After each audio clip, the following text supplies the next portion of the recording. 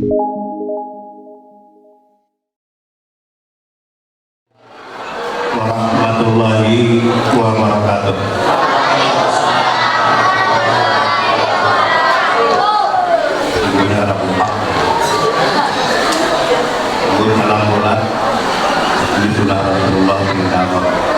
Assalamualaikum warahmatullahi wabarakatuh.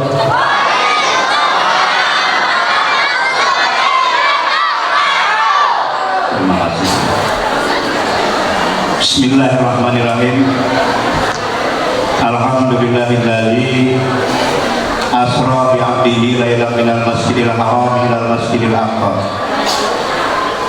Wassalatu wassalamu ala sayyidina wa nabiyyina Muhammadin. Kanat hasanatuhu la tuhsa. Wa ala alihi wa ashabihi ajma'in ahli sidqi wa tuqa. Wa alamu anna Allah ta'ala qad awjaba alaina bis salawatil khamsi lailal isra wal mi'raj. Wa hadha man tarakaha fi hadhihi hayatid dunya. Amma ba'du.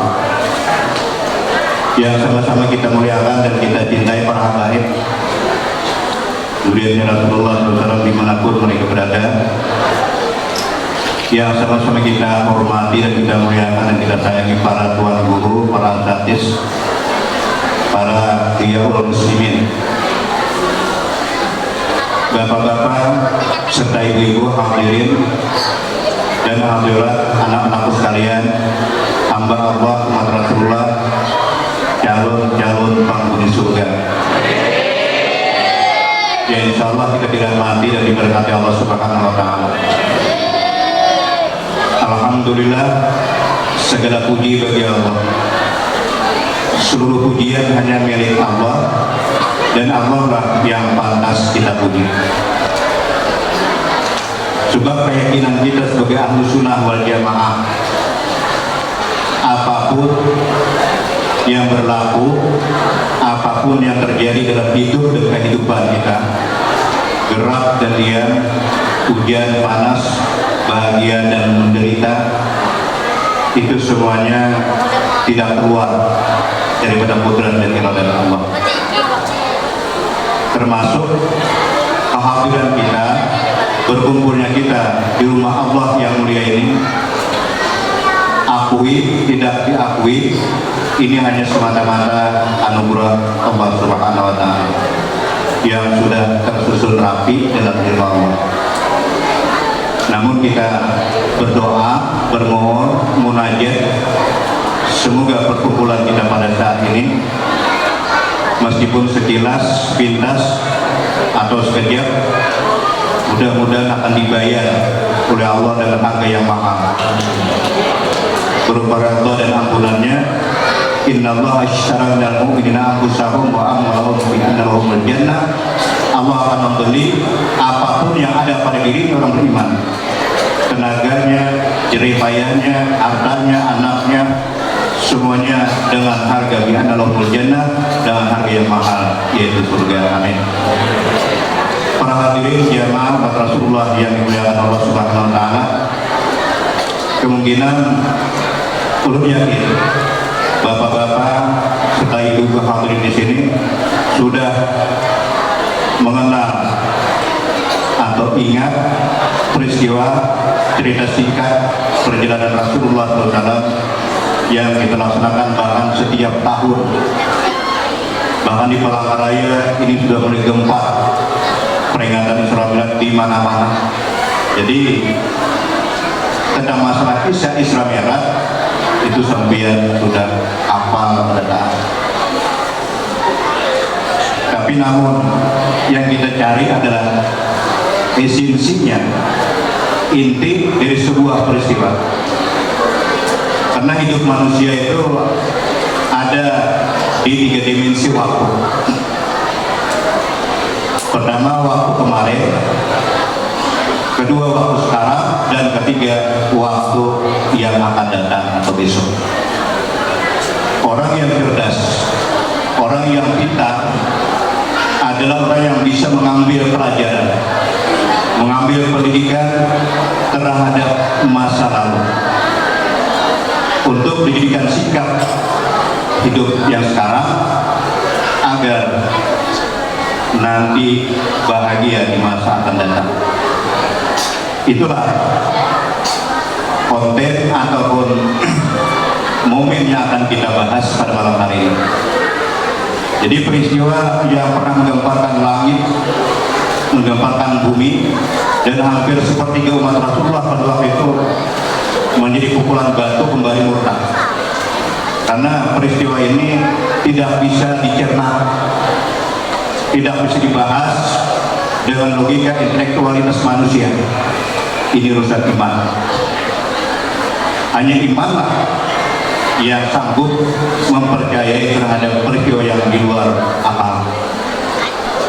Ayatnya cuma ada satu di dalam surat Bani Israil yang dibaca oleh Khalid. Memang Al-Quran itu bukan kitab sejarah. Al-Quran bukan kitab sejarah, tetapi Al-Quran mencatat bermacam-macam sejarah. Kalau kita perhatikan di setiap bulan-bulan Islam itu pasti ada peristiwa penting terhadap umat Islam. Apabila kita bercerita Muharram, kita teringat hijrahnya Rasulullah SAW. Apabila kita bercerita tentang masalah Rabiul Awal, kita akan teringat sejarah kelahiran baginda Rasulullah SAW. Hampir setiap bulan ada peristiwa bersejarah. Di bulan Syaban kita teringat nisfu Sa'ban, di mana tangisnya Rasulullah hampir habis hemat Rasulullah. Ramadan teringat Nuzul Quran, Syawal teringat Idul Fitrinya, Dzulhijjah teringat peristiwa Kurban. Sekarang 24 Rajab. Rajab dimanapun di negara-negara Islam itu akan bergoyang memperingati peristiwa terjadinya perjalanan Rasulullah SAW dari Masjidil Haram ke Masjidil Aqsa, terus naik ke langit. Ada 10 tangga yang dinaiki oleh Rasulullah. Subhanallazi asra bi 'abdihi lailan minal Masjidil Haram minal Masjidil Aqsa. Kalimatnya tasbih, diawali dengan tasbih. Ini menunjukkan Allah mempertaruhkan kesuciannya. Allah mempertaruhkan kesuciannya demi menjamin kebenaran peristiwa ini. Kalau kita ambil kesimpulan, peristiwa Islam itu cuma 3T. 3T. Pertama, takhliyah, pembersihan, pensucian, pengkudusan. 70 dinding dari para rab-rab akbar sampai menembus ke mustawa, itu isinya adalah takhliyah. Kalimatnya alhamdulillah, yaitu perhiasan, pembersihan, perhiasan untuk menembus kata yang ketiga. Yang ketiga adalah tajriyah, pertemuan. Itulah yang diiktibarkan Rasulullah kepada seluruh manusia, khususnya umat-umat muslim. Kita harus melewati 3T. Pembersihan, bersih badan daripada hadas kecil dan hadas besar, bersih daripada najis, waladah mukhafafah, bersih 7 anggota badan kita, bersih mata, bersih telinga, bersih mulut, bersih tangan, bersih perut, bersih kemaluan, dan bersih kaki. Tanpa mulai kebersihan, kita tidak akan tembus mi'raj. Kata yang ketiga, tajriyah. Kemudian bersih hati. Hati bersih daripada sifat-sifat mazmumah, sifat-sifat tercela, dengki, sombong, angkuh, takabur, ujub, hubul dunia, hubul jah, hubul matada, syarhul ta'am, syarhul kalam, ghadab, bersihkan hati kita dari penyakit-penyakit batin.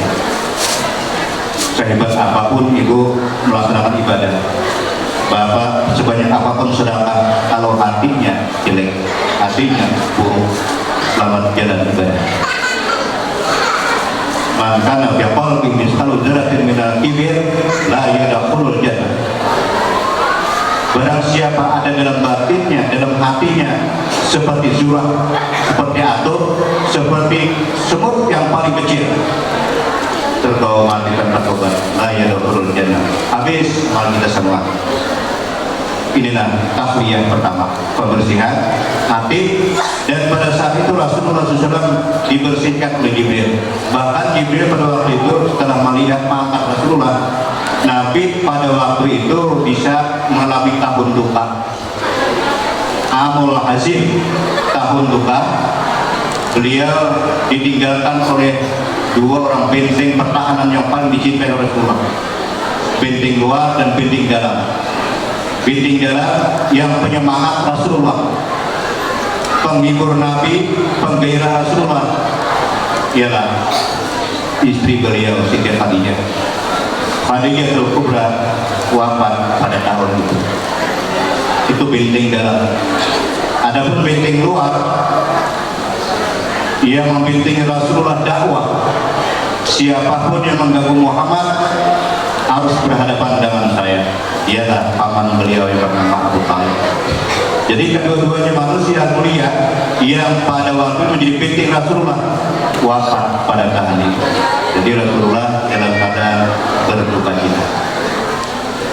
Kalau kita lihat dalam kitab Dardir, kitab-kitab Mi'raj, bainaman Nabi sallallahu alaihi wasallam fil hajri indal baiti muttaji'an baina rajulaini is'atahu Jibril wa Mikail wa ma'ahuma malakun akhar fahtamaluhu hatta ja'u bihi Zamzam.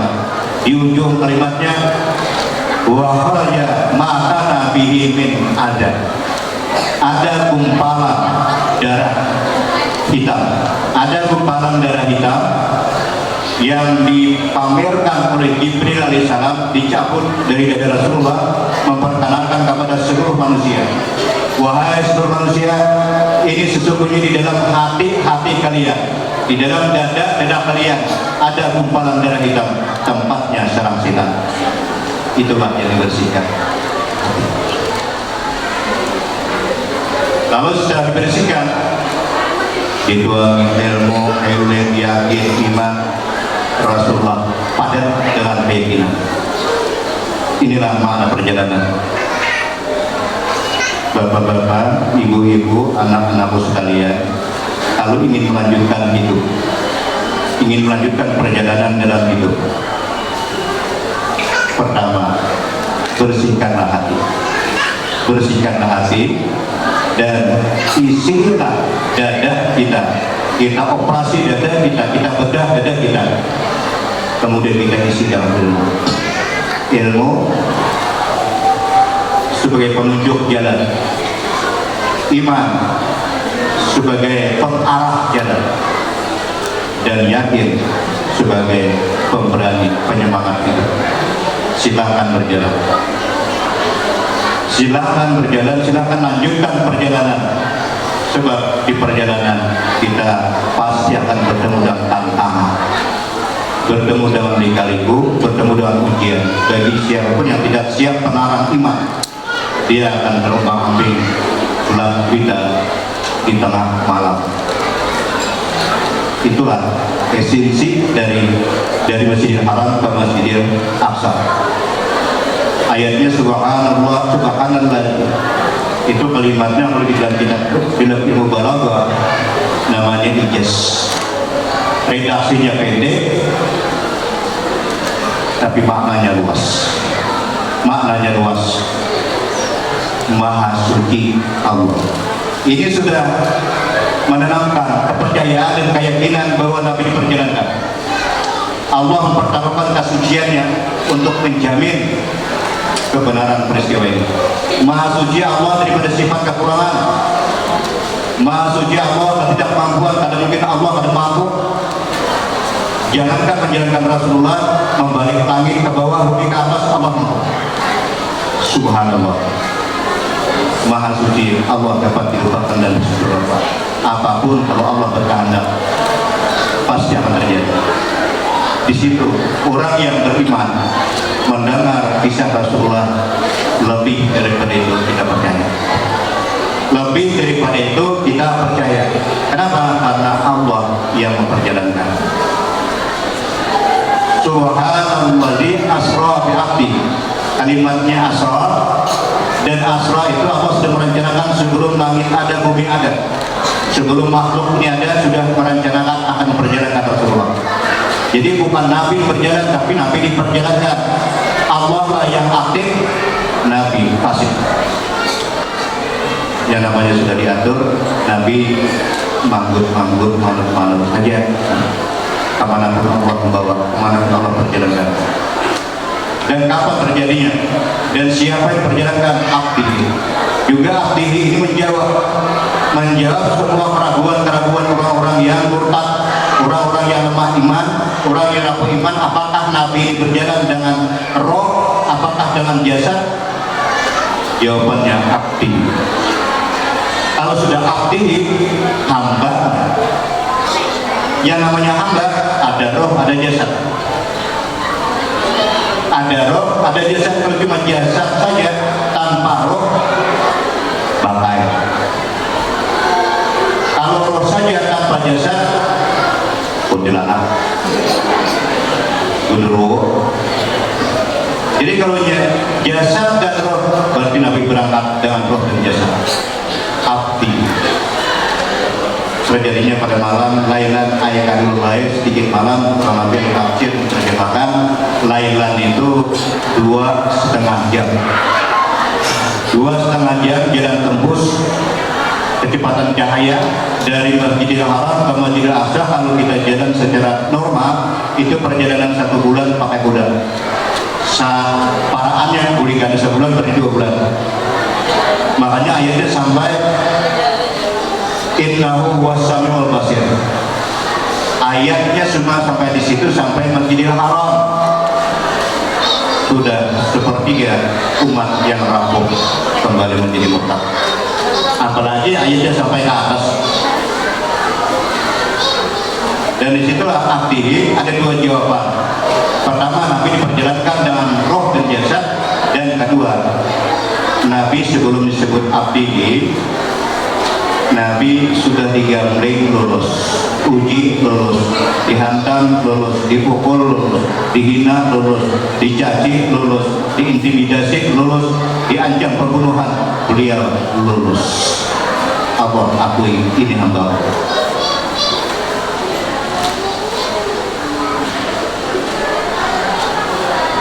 Dan kita ambil bagi usia yang sudah 30 ke atas, 40 ke atas, minal masjidil haram ilal masjidil aqsa, dari masjid ke masjid.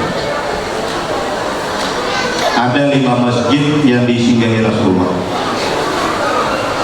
Pertama Masjidil Haram, Makkah Mukarramah, dan yang kedua Masjid Thaibah, Masjid Nabawi, yang ketiga Masjid Tur Sina, masjidnya di saat Nabi Musa menerima wahyu.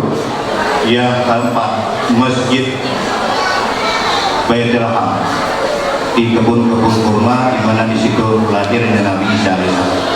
Dan yang kelima Masjid Aqsa. Kalau sudah usia 30 ke atas, 40 ke atas, 50 ke atas, jangan jauh pada masjid. Tolong jangan jauh pada masjid. Dari masjid ke masjid, bukan dari mall ke mall, tapi dari masjid ke masjid. Inna baiti fil ardi, kata Allah. Kalian ingin tahu, kata Allah, sesungguhnya rumahku Allah mengakui rumahku di bumiku adalah masjid. Jika jangan jauh dengan Allah, jangan jauh dengan Allah. Nabi berpesan, anibu ila rabbikum, wastaghfiru min dzunubikum wajtanibul ma'asi fi syahril haram. Wahai umatku, kata Rasulullah, ini salah satu bentuk kesayanganku kepada kalian. Wahai umatku, tolong jangan jauh dengan Allah, mendekat dirilah kepada Allah. Yang jauh mendekat, yang sudah dekat lebih dekat lagi, karena Allah menunggu di rumahnya. Allah menunggu di rumahnya, yaitu masjid. Orang yang ziarah, yang duduk, yang memakmurkan masjid adalah tamu Allah. Allah ingin hidup selamat, ingin hidup bahagia, tentram, harmonis dunia akhirat. Jangan jauh pada masjid. Anibu ila rabbikum, mendekat dirilah kalian kepada Allah. Inilah minal masjidil haram, minal masjidil haram. Kemudian kita persingkat summa utiya bil buraq. Kemudian Nabi sudah selesai persiapan perbenahan, Nabi didatangkan sebuah kendaraan yang bernama buraq. Ini cuma ritual fasilitas. Seandainya tanpa buraq pun Nabi tembus ke langit. Seandainya tanpa kapal Palestina pun Nabi langsung ke bawah sana. Tapi karena ini tiba, ini tadabbur bagi kita. Semua perjalanan Nabi dari berangkat sampai pulang itu isinya untuk orang Palangkaraya, isinya untuk umat Rasulullah SAW. Nabi sangat menentukan malam itu, sangat menentukan terhadap hancurnya dan bahagianya umat. Sama sedikit bergerak malam itu Rasulullah menghancurkan umat. Ternyata Nabi sebelum berangkat pada ilmunya, yakinnya kuat, sehingga di perjalanan apapun lika-liku Nabi, tantangan Rasulullah menyelamatkan kaum. Jadi setelah didatangkan sebuah ekor buraq. Buraq ini adalah buraq yang rindu kepada Rasulullah selama 4.000 tahun. Jadi buraq ini tidak semangat lagi hidup, hampa hidup, kosong hidup, karena sebelum bertemu dengan Rasulullah, buraq tidak ingin menghias diri.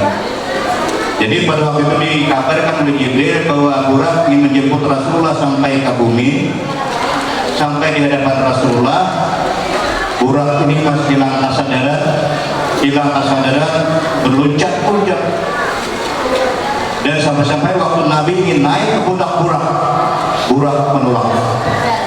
Buraq menolak, enggak, karena buraq ini kenalnya dengan Rasulullah cuma lewat Facebook,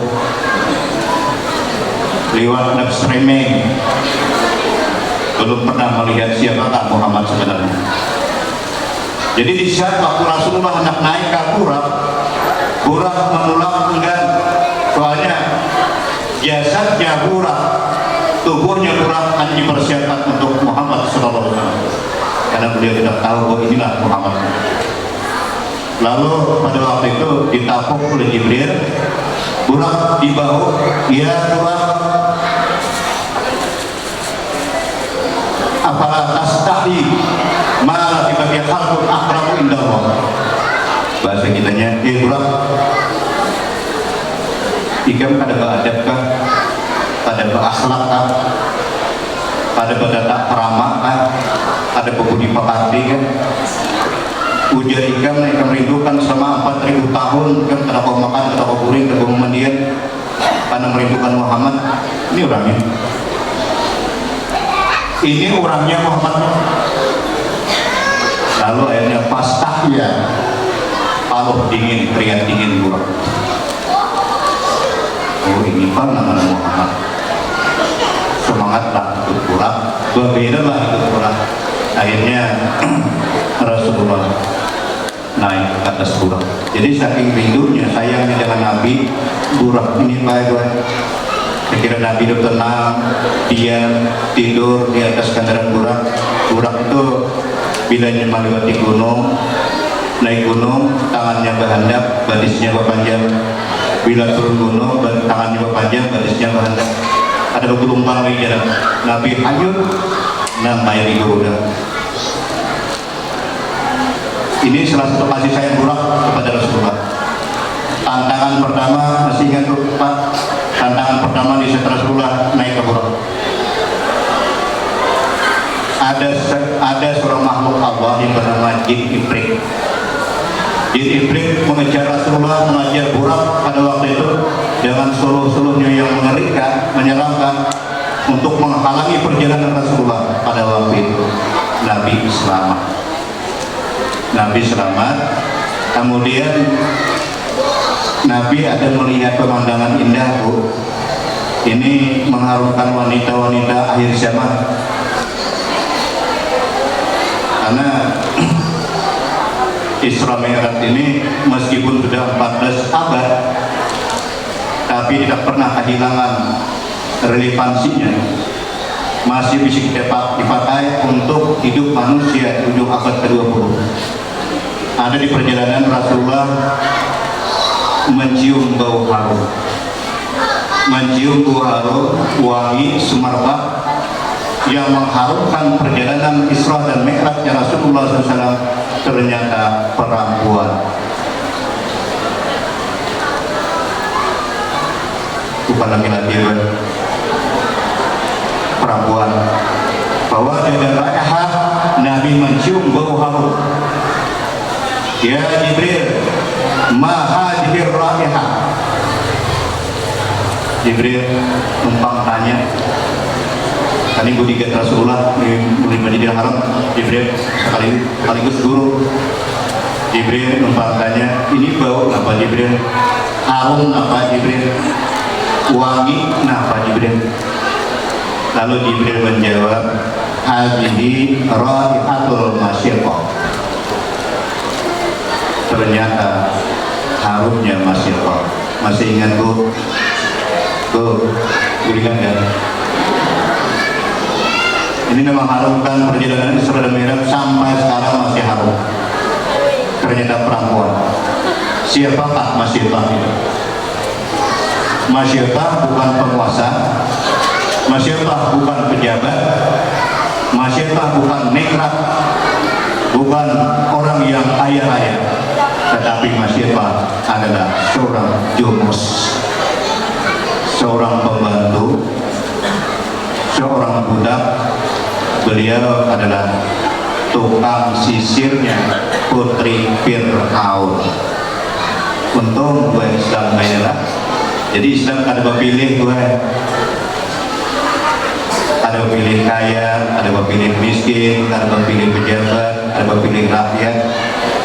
Inna akramakum indallahi atqakum. Yang berharga di sisi Allah, yang bernilai di sisi Allah, yang berlian di sisi Allah bukan pangkat, bukan harta, bukan jabatan, bukan perusahaan, tapi adalah takwa. Di sini Masyiqah mengharapkan ke seluruh dunia perjalanan Rasulullah. Ya Jibril, maha dirayah, apakah Jibril? Jibril menjawab, hadirah Masyiqah ini adalah baunya, wanginya, harumnya Siti Masyiqah. Yang menjadi pertanyaan, kenapa sampai harum ke zaman Rasulullah? Padahal jarak antar Masyiqah dengan Rasulullah itu 3.500 tahun. 3.500 tahun jaraknya antara Masyiqah dengan perjalanan Isra dan Mi'raj, tapi harumnya masih wangi, dan sampai sekarang harumnya masih semerbak.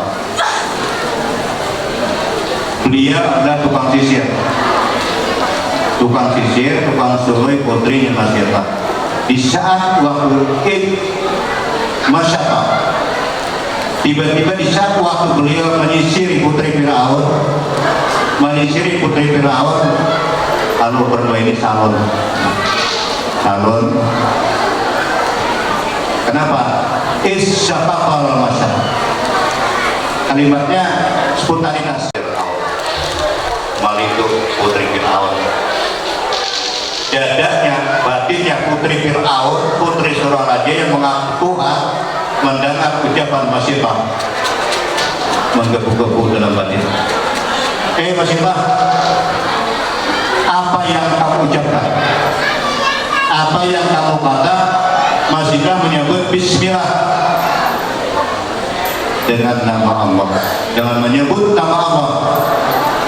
Celakalah ikan Fir'aun.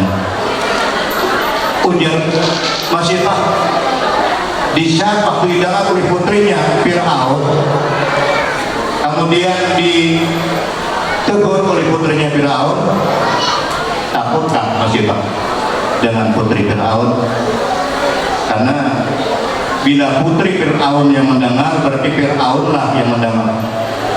Bila Fir'aun mendengar ada kabar orang yang murtad lawan Fir'aun, risikonya kematian. Risikonya kematian. Jadi apakah Masifah ini menyesal mengucapkan kalimat itu? Kemudian apakah takut di saat waktu anaknya Fir'aun mendengar? Ternyata tidak. Diulangi lagi perkataan oleh Masifah, Bismillahirrahmanirrahim. Lalu dia putri Fir'aun, Masifah, A'ilahu ghaira. Masifah, adakah Tuhan selain pada abahku?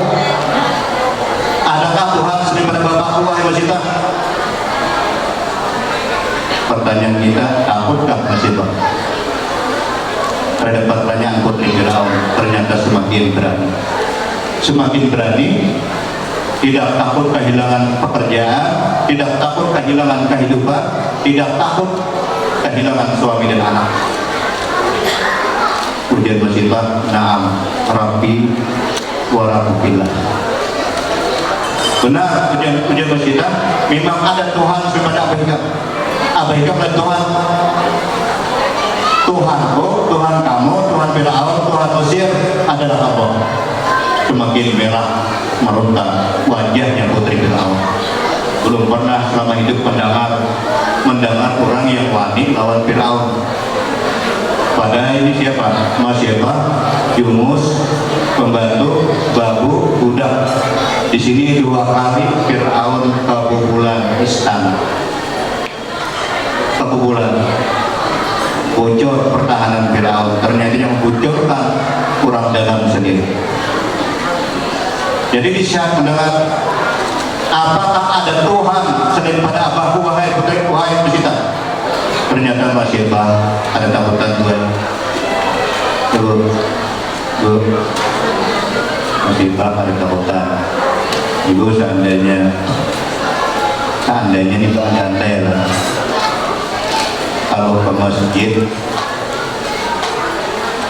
balas kada dari rumah, duit kada ada. Seandainya ke masjid, kita kada berduit, kada berbaras. Tapi bila kada ke masjid, kita ada duit, ada baras. Pilih kemana tuh?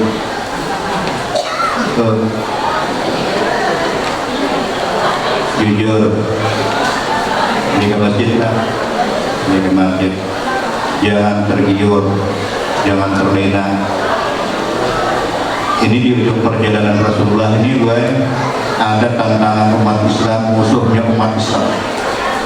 Musuhnya umat Islam, muka belakang, kiri kanan, atas bawah. Bagi kita yang tidak siap iman, yang tidak melarang, kita akan terkumpang api bersama. Orang Yahudi, orang Nasrani, Quran mengabadikan lantarba angkal Yahudi wal Nasr hatta tattabi'a millatahum. Ini Quran bahasa Allah, bahasa kami yang terpatri dalam Al-Quran. Wahai Muhammad, Yahudi dan Nasrani tidak akan redha terhadapmu, dan mereka akan pecah kemanapun. Mereka akan hancurkan umat kamu sampai dimanapun. Hatta tattabi'a millatahum, sehingga kamu mengikuti agama mereka. Ini musuh yang paling berbahaya, Yahudi, Nasrani. Mereka menggempur Indonesia pakai lapisan tambannya, pakai meriam, mereka tidak sanggup menghantam Muslim Indonesia. Kenapa? Karena semangat gairah takbirnya umat Islam di Indonesia kadang-kala dihantam dengan meriam. Mundurlah serangan pertama, menembus lagi serangan kedua. Serangan kedua sasarannya, objeknya adalah umat Islam. Menyerang bukan pakai bedil lagi, bukan pakai meriam, bukan pakai lapisan tambaja, tapi menyerang lewat politik, lewat ekonomi, lewat sosial, lewat pendidikan. Hati-hati, lewat elektronik, lewat HP. Disitulah mereka akan menghancurkan Islam sehancur-hancurnya. Tapi Rasulullah sudah menjamin itu. Di saat waktu ujung Palestina, tiba-tiba ada panggilan sebelah kanan, ya Muhammad, unzurni ya Muhammad, unzurni ya Muhammad. Ada panggilan sebelah kanan. Nabi sudah orang katakan siap berjalan dengan penuh keyakinan dan ilmu mantap. Beliau tidak tergiur karena Nabi menentukan hancurnya umat di belakang. Ada panggilan sebelah kanan, ya Muhammad, unzurni ya Muhammad. Sebentar saja, toleh aku pandang aku. Nabi tidak menoleh, Nabi tidak memandang, terus khusyuk. Hanya Allah yang ada di kabur Rasul. Hanya Allah, tidak tergiur sebelah kanan. Jibril, panggilan siapa Jibril sebelah kanan? Lalu Jibril menyebutkan ada Jibril. Ini adalah panggilan Yahudi. Panggilan Yahudi, ya Muhammad. Lau i'tafata latahawajat ummatu. Ini perkataan Jibril. Lau i'tafata latahawajat ummatu. Seandainya engkau hai Muhammad menulis sebentar saja, menyiring sebentar saja ke kanan, niscaya umat cenderung ke agama Yahudi. Ada perlu gempur mereka. Ada perlu mereka menyerang, umat kamu akan menjadi Yahudi. Tapi alhamdulillah Nabi pantas menjadi Nabi kita. Nabi kada menoleh, kada memandang, kada menghiraukan panggilan sebelah kanan. Seandainya Nabi menoleh, mungkin hampir 2/3 umat Rasulullah masuk Yahudi. Yang tidak menoleh ini pun Rasulullah, umat Nabi sudah gayanya kayak gaya Yahudi, pakaiannya pakaian Yahudi, kemudian cara bergaulnya kayak bergaul Yahudi, sudah berbau Yahudi. Selamat di kanan, di kiri panggilan lagi, di kiri Nasrani. Jadi para kaum Nasrani ini Allah menyebutkan antara angka Yahudi wal Nasara tapi ambil atau ya Muhammad, Yahudi dan Nasrani sampai kiamat pun mereka tidak akan pernah putus asa mengganggu umat kita. Ini visioneris para ahli teologi telah berencana, sudah bersiap-siap siaga untuk mencari sasaran umat Muslim, mencari sasaran umat Muslim agar bisa memurtadkan orang-orang Muslim. Inilah tantangan perjalanan. Jadi Rasulullah pernah berpesan dulu Pak, kata Rasulullah, bergegaslah melaksanakan amal saleh. Bergegaslah melaksanakan amal saleh. Saya di akhir zaman fitanun kaqatil lailil muslim. Yusbihu mu'minan wa yumsi kafiran, wa yumsi mu'minan wa yusbihu kafiran. Mereka reba min di dunia. Jadi di situ kata Rasulullah berpesan kepada kita, bergegaslah melaksanakan amal. Hanya amallah benteng kita, pertahanan kita. Karena terjadi di akhir zaman kata Rasulullah, terjadi terhadap umatku, fitnah menyebar di mana-mana. Fitnah, fitanun kaqat'il lailil muslim. Fitnah menyebar di mana-mana. Fitnah di rumah tangga. Antara suami dengan istri saling fitnah, memfitnah. Tidak ada kepercayaan lagi. Antara orang tua dengan anak saling fitnah, memfitnah. Antara tetangga dengan tetangga saling fitnah, memfitnah. Jadi fitnah menjamur di akhir zaman. Kaqat'il lailil muslim, bagi orang yang tidak siap menahan iman dan keyakinan, dia akan terombang-ambing dengan bagaikan potongan malam gelap gulita. Siang fanatik, pagi ke majelis taklim, pagi yasinan, pagi berjamaah, pagi libur beruntung, malam jadi galawah. Malam sore kafiran, sore berubah jadi kafir. Sebaliknya, sore masih beriman, masih fanatik, masih aktif, subuh berubah menjadi kafir. Umat Islam akhir zaman tidak bisa dibayangi dengan kilauan-kilauan dunia, tidak bisa dibayangi sembako, tidak bisa dibayangi dengan pakaian-pakaian bekas, tidak bisa dibayangi dengan Indomie, bisa melapas kakak udung. Ini momen yang kita ambil masifah. Masifah tidak takut kehilangan jabatan, tidak takut kehilangan pekerjaan, tidak takut kehilangan dunia. Kata Allah Tuhan. Lalu ujar putri Mesir, ujar putri Firaun, dari Abi, apakah berita ini kusampaikan kepada abahku, wahai Masifah?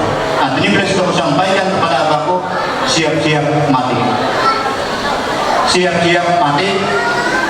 Takutkah Masifah? Ternyata tidak, semakin menggebu-gebu, semakin berani. Silahkan kabarkan. Jadi silahkan kabarkan bahwa Allah lah Tuhanku, Tuhan Mesir, Tuhan Fir'aun, dan Tuhan kamu. Fir'aun bukan Tuhan. Akhirnya dipanggil oleh Fir'aun. Dipanggil karena masih tadi banyak jasa di istana, banyak memberikan pengaruh di istana. Akhirnya Fir'aun dengan hidayah Allah masih tak terjamin, dipanggil secara lembut, masih di Fir'aun. Ada kabar burung nih, ada isu, ada hoak. Betul Pak, ikam murtad pada aku? Betul Pak, ikam kafir pada aku? Ujar Masita, bukan hoak lagi ini Fir'aun, bukan kabar burung lagi. Betul bahwa biar lain Tuhan. Kata Fir'aun menjaga moralitasnya di depan Masita. Ada menghukum dulu, ada mempenjarakan, masih diberikan negosiasi lawan Masita. Wahai Masita, selama siang ini Masita, orang makannya tergantung aku, minumnya tergantung aku, nasibnya tergantung aku. Siapapun yang membangkang aku, risikonya adalah kematian. Matinya di tanganku, hidupnya di tanganku. Jadi tolong sebelum bujur keluar istana, masih tahan. Sebelum orang lain tahu, Bamurtad haikam. Bamurtad haikam di Fir'aun. Kembali mengakui apa Tuhan? Tetap jawabannya tidak. Itulah iman. Masita perempuan ini menjadi motivasi kepada seluruh perempuan-perempuan yang ada di Palangkaraya yang terpengaruh dengan Innova, yang terpengaruh lewat Iskodo, dengan Avanza. Kata Allah Tuhan, Allah Tuhanku, Allahumma anta rabbi, ya Allah engkaulah Tuhan. Yang dilepas lagi jilbabnya.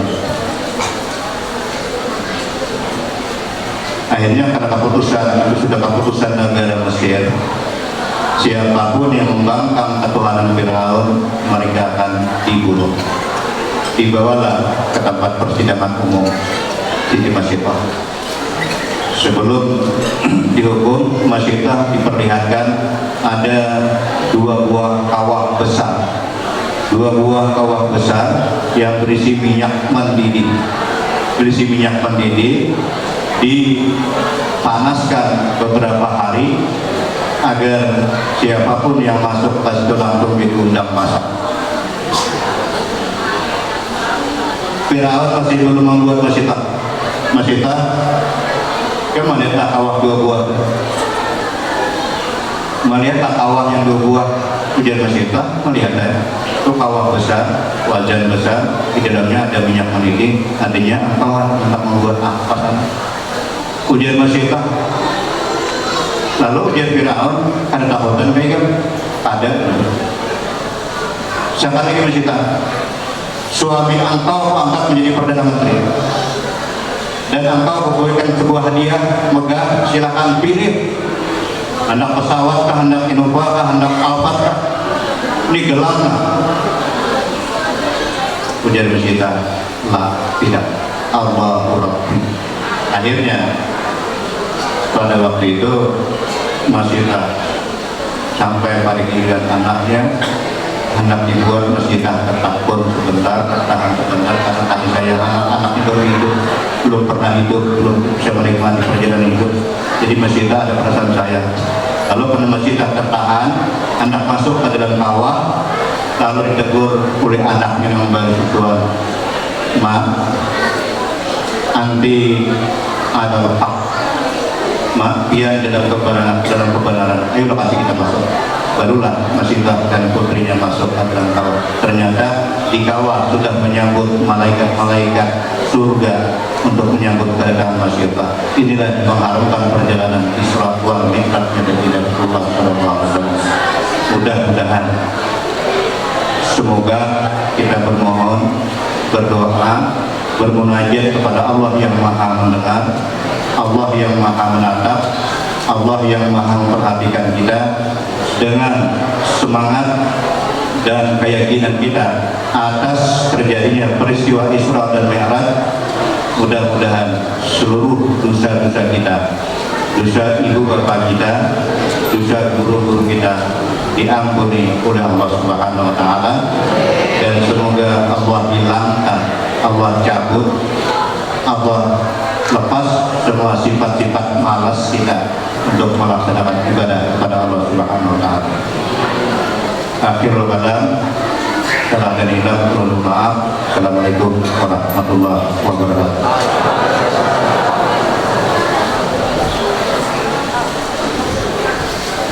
Demikian tadi mutiara ilmu dan hikmah tentang perjalanan Isra Mi'raj Nabi besar Muhammad sallallahu alaihi wasallam yang disampaikan oleh Abul Guru Kiai Haji Ahmad Ghazali.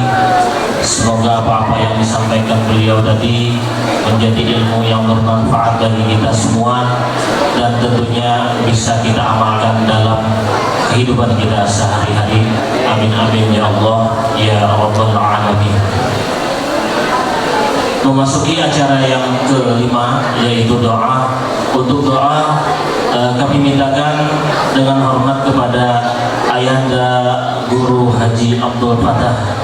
Kepada Ayahanda, waktu dan tempat dipersilakan.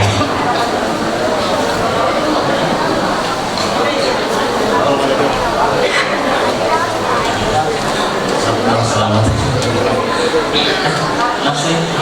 Biniatil qubul wa tamami kulli syu'in wa ma'mul wa sama'i ta'nin zahiran wa batinan wa ila hadrati rasuli wa sahabati wa qarabati wa tabi'in wa tabi'in tabi'in wal awliya wa suhada wa salihin wa jami'il mu'minin wal mu'minat an taqdiya hajatina ya Allah ibarakati rawat dan Muhammad sallallahu Al-Fatihah. Bismillahirrahmanirrahim. Alhamdulillahirabbil alamin arrahmanir rahim maliki yaumiddin iyyaka na'budu wa iyyaka nasta'in ihdinas mustaqim siratal ladzina an'amta 'alaihim ghairil maghdubi 'alaihim waladdallin. Amin. Amin ya Allah ya rabbal alamin. Bismillah. Bismillahirrahmanirrahim. Alhamdulillahirabbil alamin wassalatu wassalamu ala asyrafil anbiya wal mursalin wa ala alihi wa ashabihi ajma'in. Allahumma sholli ala sayyidina Muhammadin sahibit taj wal mi'raj wal buraq wal anam dafi'il bala wal waba wal marad wal alam. Ismuhu qahirun mutahharun mu'attarun munawwarun maqbulun al-lawhi wal qalam. Samsid duha wa turid duja mubin huda misbahil zalam.